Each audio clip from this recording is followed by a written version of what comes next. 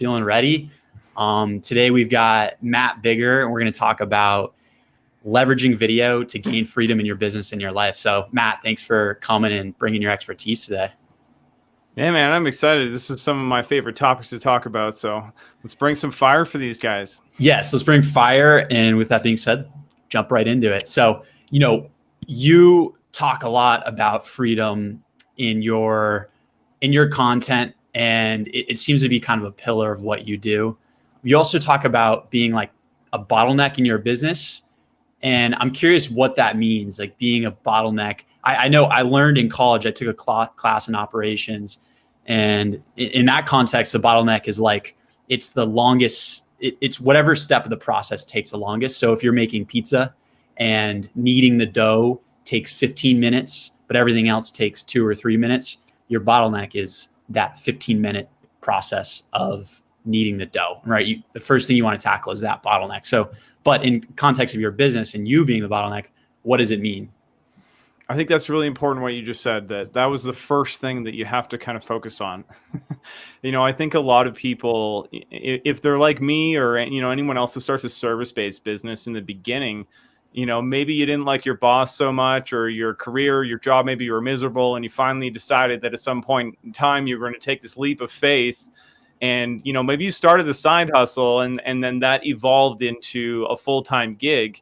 And you really are in a position where you're wearing a lot of hats, and a lot of them are learning new things. And what do you need to do in order to grow your business? Because there's a lot to learn to this game, right? I mean, I got a lot of books and I read a lot of things and I bought a lot of courses over the years.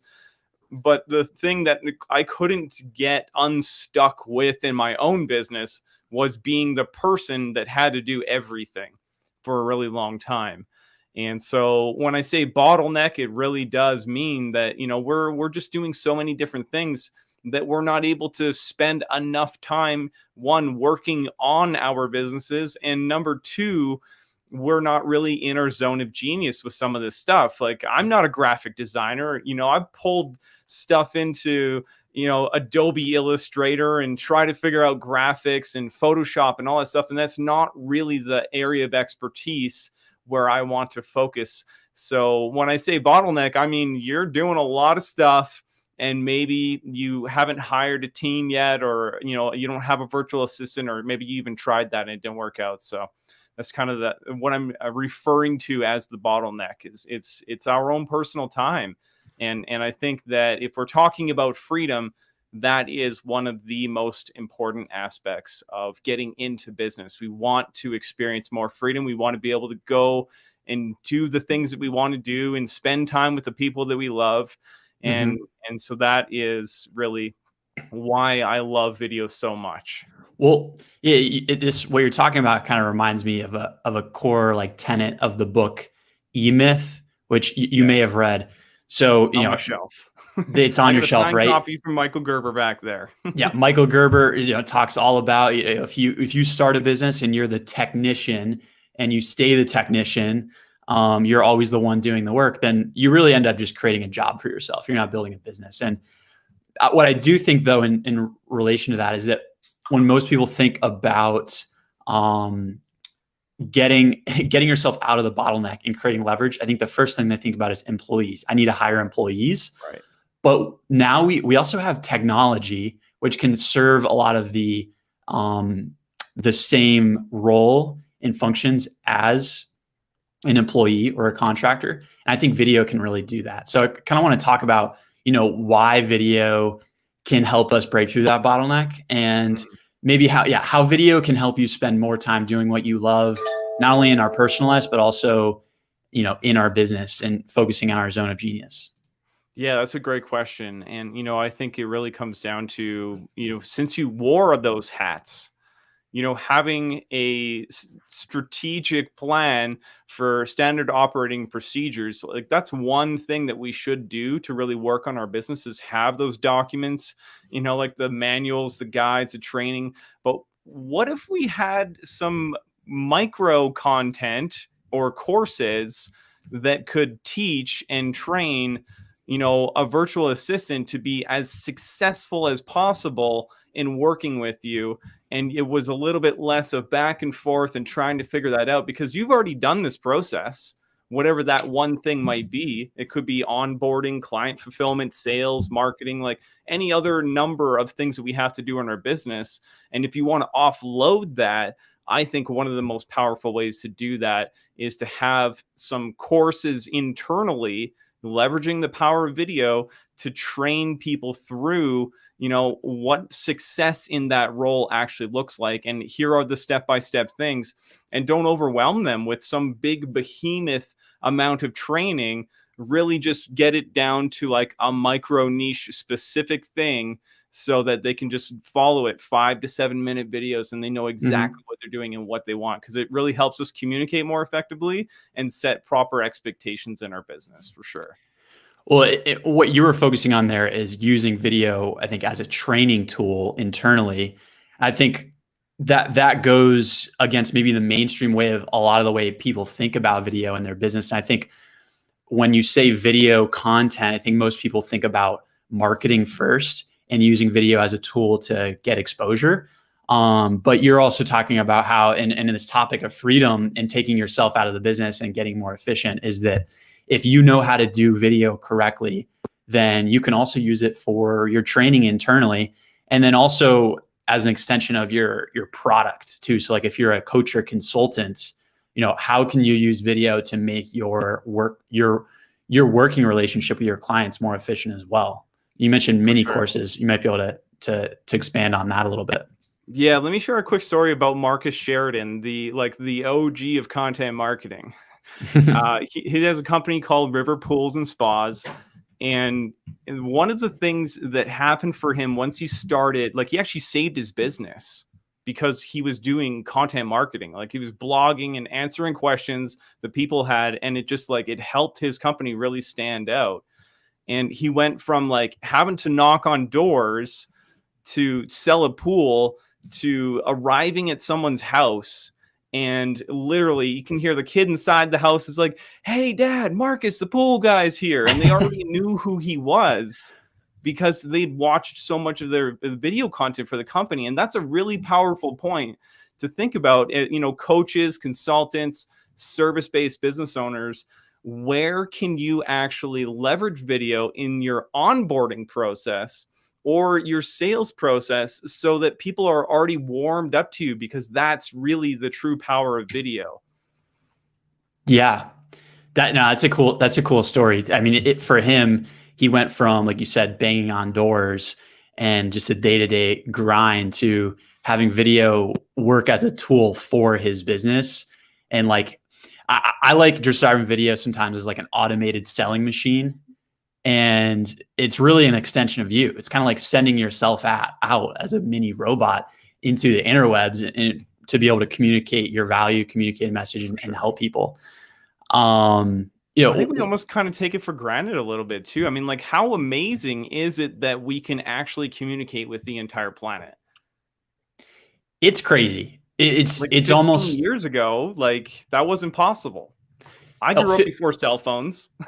Like, how would you do that 15 years ago? I mean, you would record a video. You'd probably go buy 1,000 DVDs, and then you would. I don't even know. I've never burned a CD, believe it or not, or DVD. That was a little bit before my time. You'd probably spend a bunch of money burning those, and then I used to buy VHSs, but it's all good.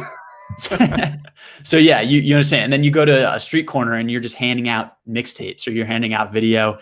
Like, now you just upload the video to YouTube and you're part of the, second largest search engine. It's great. I think we do take it for granted. So yeah, I think, as you mentioned, it's just really important to think of video as like a main tool that you can use to get yourself out of the hamster wheel that we all find ourselves in at one point or another in our businesses. And there's a lot going on during the week that we can leverage. I think I learned that from Alex, a mutual friend of ours, that, you don't necessarily always have to be creative with everything that you create, but there's a lot of stuff where you start to think about implementing video as a habit. You start to see opportunities for content that you can record, and people like to see the behind the scenes stuff. I was literally shooting a time-lapse video of me working at my desk here before we got on this call, because I know I can use that somewhere else.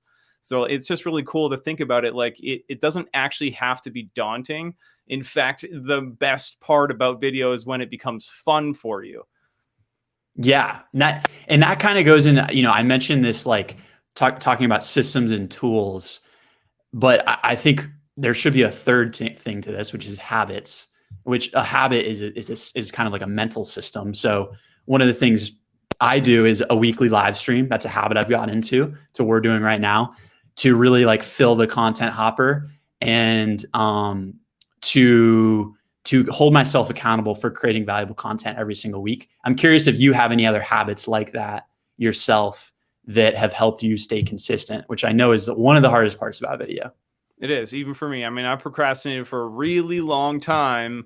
Like, I've got a video coming out the next day on YouTube. I can't tell you how many weeks this has been the case where it's like I wait all the way up to the day before and then sometimes the day of. And it doesn't feel very good to be in that position. We really want to get to a stage where, we know what we're going to be creating. We can plan in advance. We can start to interweave our content and topics together strategically for multiple social media platforms. And it's all possible as a one-person team, but you need to get some clarity first. And so to answer your question, for me, that was to really sit down and think about, okay, what is this personal brand content strategy? It's bigger than just YouTube. I want to be creating content for several platforms. And the only way to gain that clarity is to clarify a number of things. Like, what are my content pillars? I've got 5 of them, right? And who is the audience? Why are they going to watch this content? What are their values? Because there's a lot we can pull through from ourselves. And I know it might sound like something that it's like, okay, I'll do it later. Do it now. Yeah. Literally just grab yourself a Google document or a piece of paper and ask yourself some of these questions. What are my values? What do I want to talk about? What are those topics that you're really passionate about? Because then you start to find that crossover between the topics that you're passionate about and the things that your audience actually wants to watch, right? We need to be problem solvers. So that is probably the biggest thing. Is I now feel like I'm in a position where I could plan out 3 months, 6 months, 12 months of content, because I know exactly what my pillars are and why people need to watch content like this. There's a lot of people that are just a few steps behind me in terms of, production, editing, strategy, personal branding, camera presence. There's a lot of stuff, but I can help those people move towards leveraging video in their business. And so that's like the theme of my personal brand.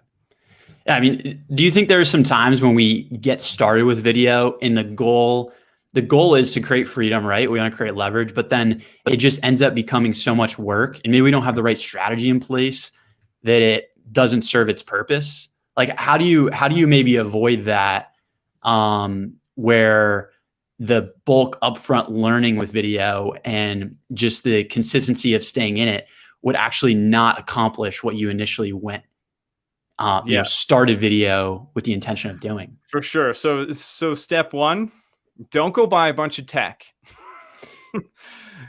All right, leverage your phone, and honestly, there's tons of YouTubers that they literally just use their iPhone or Android device to make content. That's what we're using right now. We're using our phones connected to our computers. So that's the most important thing. I was a videographer. I started off with the expensive gear first, and there's this thing that we call GAS, gear acquisition syndrome. It's really hard. It's hard to see that you're stuck in there and you're spending all this money. And I was thinking back then that this was going to help me be better. Quality matters. I'm going to be able to get more customers if I buy this $3,500 camera. And none of that's really true. I mean, you can pull off amazing quality with what you already have. And so don't complicate it. We really need to focus on keeping it super simple from day one. And that is one of the things that's going to get in people's way, is just trying to, they go and buy lights and green screens and they've got all this technology, and then it's just sitting there collecting dust. And really all you had to do is, maybe get a tripod, and a clip for your phone. Throw your phone on that tripod and start with that, because you can make great content with that. Yeah, I mean, that's how I started. I'm glad I did. I think maybe part of that was inspiration from like Alex Sheridan, ABS, and people like you that I've run across who are really focused on the process of video marketing and the habit creation behind it. Like what matters more, like you said, than the technology is the strategy behind it, and are you committed to it? And what I can remember from the first few videos I posted on LinkedIn, they were so random and like irrelevant to my customer base and to our service that they like didn't make any. You look back at them, I got to do this, but they didn't really I make think any we've sense. all done that though, and that's nonetheless, I think it's good. I think it's good. I did that because I had to break the ice, and now I've become much more intentional with my strategy. And now it's really focused on discoverability, trying to get found on YouTube, creating content that people will search for and will help solve a problem. And then through distribution of that content, which we'll do with this live stream right here. So I would love to hear your thoughts on how you can implement like a multi-channel strategy and implement repurposing and distribution to save a bit more of your time and just create more leverage with the videos you're already making. Absolutely. Yeah. One thing I want to mention, because you said something really important there, and that is becoming more intentional. So the best possible obsession that we could have is not in vanity metrics. It's really in audience experience. And if we think of that like a problem solver, like every video, and just look at it like we're testing, we're alchemists, what's working, what's not working, what can I improve on, and seeing what other creators are doing to, that are getting good views and learning from them. I think that that's a really important piece to that.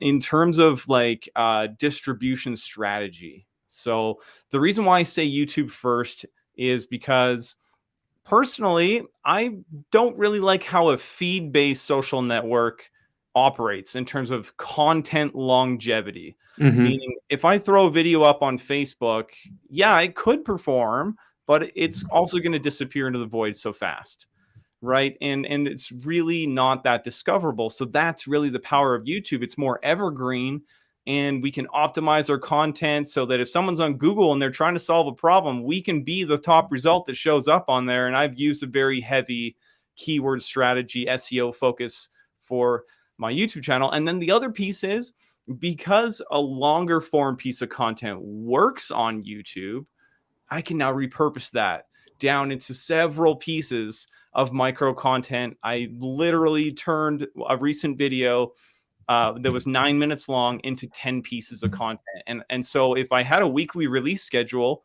that is literally 10 weeks of content from one video, right? So you can get a lot out of it. And I would definitely encourage people to think about like tip videos. Like what is 3 tips right now that you could give your audience today that will help them with a problem that they're experiencing that you help them solve, and just give that value to them and give them some new ideas and ways of thinking of it. And don't worry if somebody else has already made it. It doesn't matter, because we're living in a world where it's really about your authentic, your uniqueness. And it's less about trying to reinvent the wheel or try to be completely original about stuff. It's just sharing stuff from a place of service and really showing up for your audience. So I would say that's some of the most important stuff I could share. Yeah. I think that's spot on. And you prepared a like 6-minute training video for us that I want to play shortly. Could you just explain kind of what this specific video is going to teach us, how it can help? So yeah, it's kind of like the over the shoulder view at editing really quickly a repurposed video. So essentially taking that long form video that you've already spent some time on, and then how do you quickly cut that down into several pieces of content. So it's kind of like that over the shoulder, behind the scenes look. I'm going to show you guys exactly a few steps, and for anyone that might feel like it's going too fast, I will be creating a more in-depth tutorial, but for the sake of brevity and time, I wanted to make sure it was short and sweet. So sweet. Yeah. And I think I might learn something that we can implement in our process for our business and for our clients as well, because we use Descript at the moment for content repurposing and for selecting clips. But if you blow my mind right here with Premiere Pro, I am definitely open to trying new things. So that being said, I'm going to go ahead and play that on our.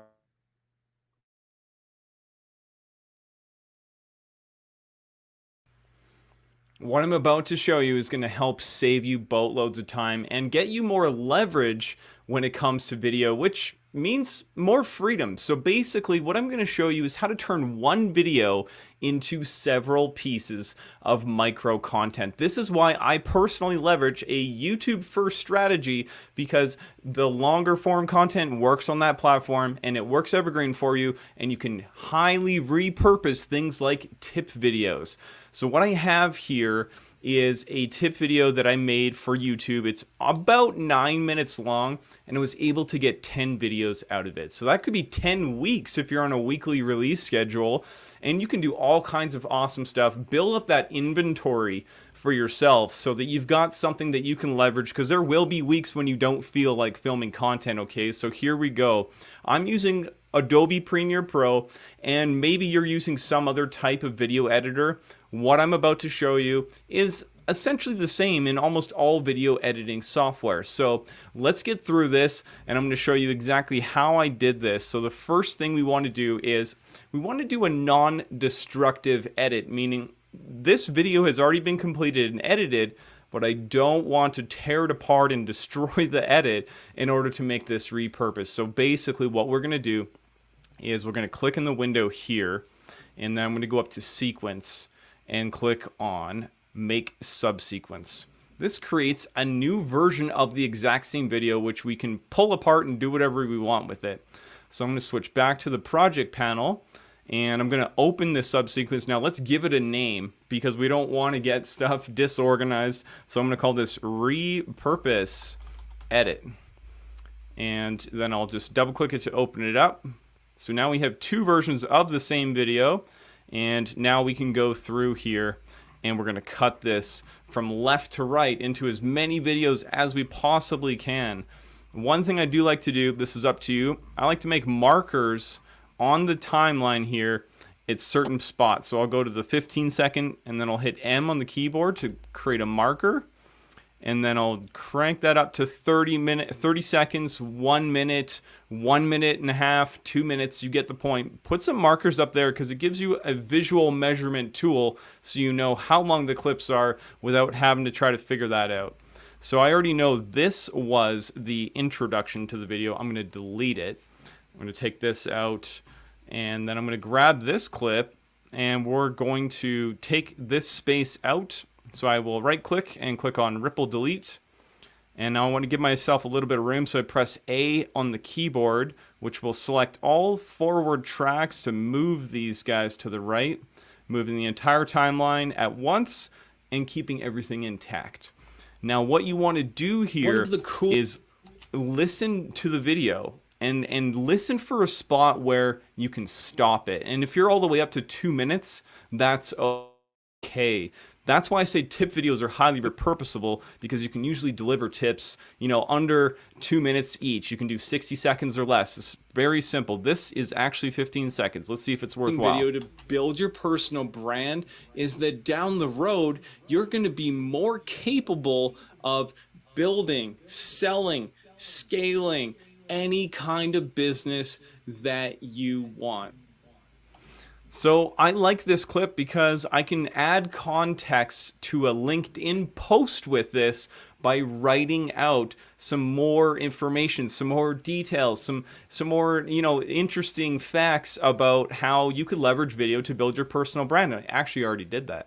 So this is going to become one of my repurposed clips. So I'll just highlight this.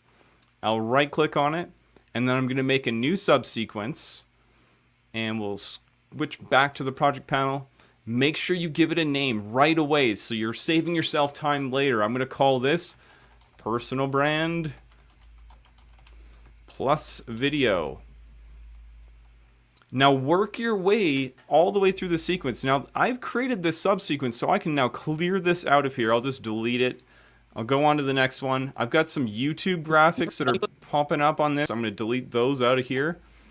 And let's just grab the next section here, bring it over, and listen back, see if it works for you, okay? So essentially what you want to be doing is working yourself through your edit on the right-hand side and bringing over the clips to the left.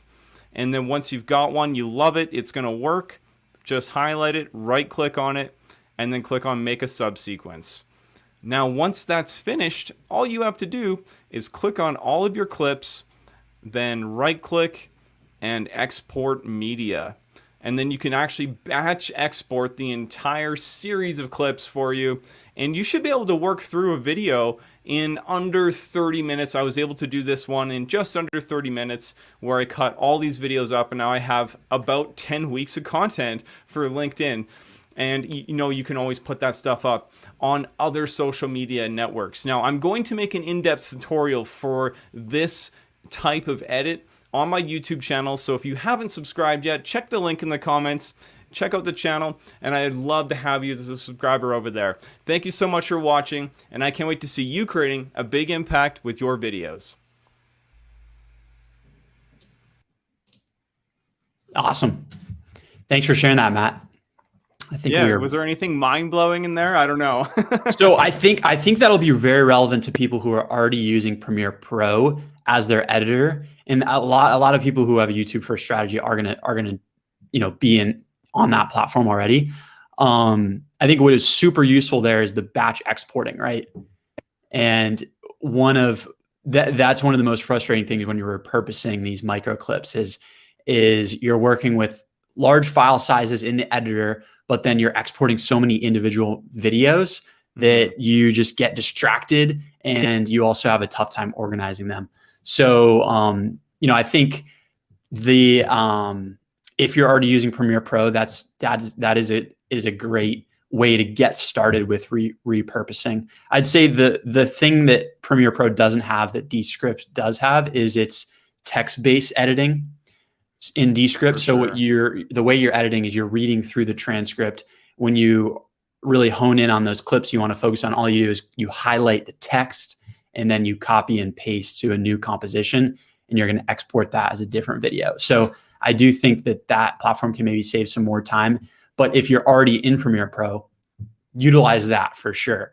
And I'll definitely link when you have that full tutorial up on YouTube. I'll definitely link to that in this YouTube video as well. So as far as after, when you've exported those videos, do you bring those into Canva? I know you add subtitles. Do you have any favorite tools in regards to that for how you're working on that piece of the workflow? I use ClipScribe actually, so it's web-based. It's kind of like Canva, but it's just for video content. So I just drop all the video clips in there, and then you can add headlines, and you can stylize your fonts and your captions with colors, like whatever you want to do. And so then I just download them from there. And I wish I could schedule them to LinkedIn, but I don't think that's possible yet. There is a way. It's called Contentino. That's the platform. Okay. LinkedIn kind of secretly released in their API that you can finally now schedule to personal pages. You've been able to schedule to company pages for some time, but I just found out this platform like 3 weeks ago. Contentino, cool. It's called, with a K. So definitely check them out. And that may save you so much frustration, because that has been an issue with LinkedIn for a while. Yeah. But yeah, I kind of want to shift to the end of this conversation just to talk about kind of when video is working correctly for you, what it can look like in the long run. And we talked about the half-life of content. You mentioned that briefly, and how on a news-based social media where you're just scrolling through, the time that your content kind of exists may only be a day or 7 days or 10 days of when it's relevant. But on YouTube, you can have content that lasts 5, 10, maybe 20 years in the future. Who knows? Yeah. So yeah, I'm curious if we could go a little bit deeper into that topic, and specifically, what does it look like when video is working for you? That's my question. How is it going to transform your business? What is gaining clients going to look like versus previously before video? What is training your employees going to look like versus before when you were doing everything one-to-one on Zoom? Like, what's the silver lining to look forward to when we do it right? Yeah, I think the first thing is we really have to have that long-term builder's mindset. You know, I was reading Epic Content Marketing by Joe Paluzzi. I hope I said his name right. And he was talking about content marketing way back. And it was this 2-year minimum thing that you needed to do, right? So that's how I started my YouTube channel. I was like, I had to think long term because I knew that if I was getting caught up in the vanity metrics today, that I would never get to that point where there's a breakthrough video on my channel. Right. I would have given up. And there's lots of people who do that. They start a channel and then they're either using it as a storage medium, like they just throw their videos there and there's no YouTube strategy, and, you know, or they give up and they stop posting on there and they don't give it the time, care, and attention that it really does deserve. We have to be that problem solver and figure out what's working, what's not, how to read our analytics. There's so many different things to learn, but it doesn't have to be complicated. And so I use, you know, a number of tools. I use TubeBuddy, is probably my favorite one, to look for intention. What is somebody looking for? How are they typing in that problem? What is the verbiage that they actually use to try to solve a problem? Because, you know, you get an idea for a video, and I've been fired up lots of times about it and then tried to figure out how to do that, and it just didn't work. So that's an SEO focused strategy, but we can also leverage trending topics for some stuff that will bring in more views and subscribers because we've been able to latch on to something that's already really popular topic. And then there's also like personal relationship building type content where maybe we share a story or it's a video specifically for our audience, and it's not so much about SEO. And I think that personally, I have 2 very large opportunities in those 2 realms where I'm focusing almost entirely on SEO. But that video does work for you. And I still have people are watching videos that I posted, you know, from a year ago. And I made one on Filmic Pro. I think we've talked about it before. You know, it's an app for video creation. And it had a breakthrough. 22,000 people have watched that video now since I've released it. And it's not even a year old. And for me, that was like, oh, wow, okay, this works. You know, like once you actually hit a topic and it works and you've tried out different styles, I really do believe the reason why that video worked was because of the style of the delivery. But I'm a teacher at heart, right? There's lots of people that say you gotta have entertainment factor, and that's something I'm working on. There's lots of stuff, right? So I'm not sure if I actually answered your question, but I think that some of that stuff's really important for playing long term. Yeah. And I think you mentioned patience. You mentioned not worrying too much about vanity metrics, like from the get-go, which on YouTube, the fact of the matter is that it's going to take time for you to grow in intentionality. But the beauty of it is that when you do it right, people find you instead of like before you had video and a you know, consistent strategy. Like you're the one that has to go out and knock on doors and find them versus when you have a strategy that works, then it's completely flipped upside down. And like your first 100 subscribers, that's on you. Like literally don't go to YouTube and post videos on there and then hope people are going to show up, because they will not show up automatically. Almost guaranteed. But if we have the mentality of, okay, I've put this time, effort, and energy in making this piece of content, and now the thing that I need to do is promote it. I need to get the word out there, and that's on me. It's not on YouTube to do that. The first 1 hour of posting a video on YouTube is the most important. And then second, third, fourth, all the way up to 48 hours, that determines a long-term performance of that video. So if we just go put a video on there and then we don't do anything to promote it, then that's on us. But if you do that, and I did notice this recently, this is a huge opportunity for me to, again, I'm always transparent about my progress. I don't pretend to know everything, but what I did was that webcam video, I promoted that heavily, and I was able to double the amount of views in the first 48 hours because I took the onus on myself to promote that piece of content instead of just expecting the algorithm to pick it up. Yeah.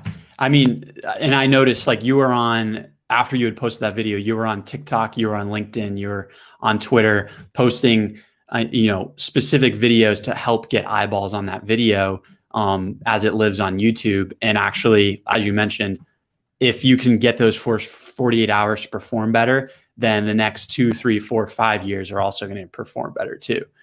So I think that's a pretty high level YouTube strategy that is really key though for long-term growth, but it takes time to learn how to do that. Yeah. It's I think definitely right not now easy. it's like, so I'll write out an intention for every video, whether I script it or not. Usually it's bullet points, but there's always an intention. Why will the audience watch this video? What is the single most intriguing idea for this video? And now the next level is, what kind of promo content could I shoot really quickly with my phone, 60 seconds or less clips, that will intrigue people to go and watch that video? Because I believe that I put a lot of time, effort, and energy into it, and it can actually help solve a problem. There's value here. So I need to promote it. And so now it's going to be a little bit more of like, just grab my phone and do some more of that promotion if it's a fit. It doesn't have to be every time, but I think that's really, it's important to have that kind of like that mentality of, what is the quickest way to make some promotional content for this, right? We don't need to polish everything. Yeah.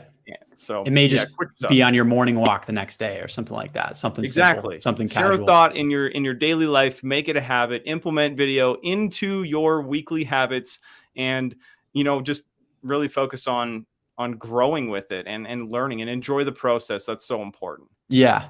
And I really appreciate your content and your attitude towards things. And I'd love for, my audience here to learn from you as well. So where can people learn from you about, creating freedom through video? What's the best place to find you? I'd love to have you as a subscriber on the YouTube channel. I have 5 content pillars on there: creation, editing, influence, personal branding. All of that stuff is really important. And so we kind of package it all into just one channel and have weekly releases on there. I'm actually going to be amping that up to 2 per week. And I would love to invite anybody who's watching this to subscribe there, comment, ask questions, connect with me on LinkedIn. Happy to connect with everyone. Awesome. Well, thanks for coming, Matt. Appreciate it. Thanks for having me, man. This has been fun. Thank you. Yeah. I'm going to end the broadcast.